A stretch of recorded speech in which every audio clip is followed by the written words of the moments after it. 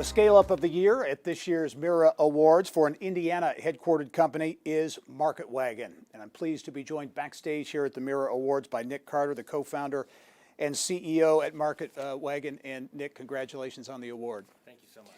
I know this has been a passion of yours for a long time, and I know as you formed the company and looking at the research in the simplest forms, you really wanted to bring family farms around the country to connect them to consumers and really to save family farms. Yeah, it's a business of passion for me. I grew up farming, would have been the fourth generation farmer on our farm, and needed to create an opportunity to get family farms and food producers access to the marketplace for the consumers that really want to support them. How do you do it with Wagon using technology? Yeah, it's technology through and through. E-commerce technology, obviously, on the front end, but that's just the tip of the iceberg. I mean, behind the scenes, food is a really complex logistics challenge, and we've developed software that automates everything from the inbound flow of products and cartonization, temperature segregation, so that we can make the local food supply chain scalable through e-commerce with logistics.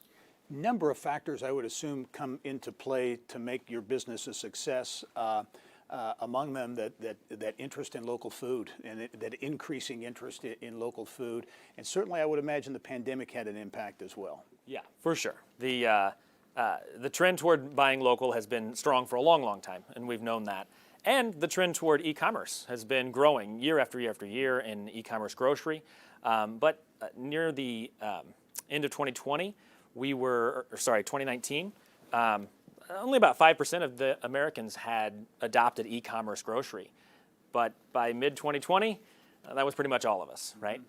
We knew that trend was heading there, and the pandemic really just made what was an eventuality became an immediate reality, and we were able to scale up rapidly in order to meet the growing demand. Talk about the potential for growth as you look going forward. Where do you see that in Indiana and beyond? Well, our model has been able to prove that we can thrive in what some people consider flyover cities. There's about 120 cities in the U.S. where we could viably operate a market wagon hub, and it's just the sky's the limit. What's when you talk about 120 cities? What's kind of the sweet spot, the city that has the attributes that you look for? Really, it's amazing. If we have about 1 million people within an hour's drive, we can build a thriving hub. And so that opens up markets to us that a lot of other coastal startups overlook. Bloomington, Illinois, Lexington, Kentucky, we're doing really well in markets like that because we're close to the food supply. There's a lot of farmers, there's a lot of food producers in the Midwest. And the consumer demand is still there, and we're able to supply it. How does growing your company, how is it impacted by being in Indiana? When you look at the ag presence here, the emerging tech ecosystem, does it make for a nice recipe for the company? So it really does. It's been a great soup because we've got TechPoint. It's been a fantastic advocate. We have a tech community here. We've been able to grow tech talent right here in Indiana. But we were also early on aided a lot by Indiana Farm Bureau and their ability to help us through regulatory challenges and with the farming community to grow in this agricultural state as well as a tech state.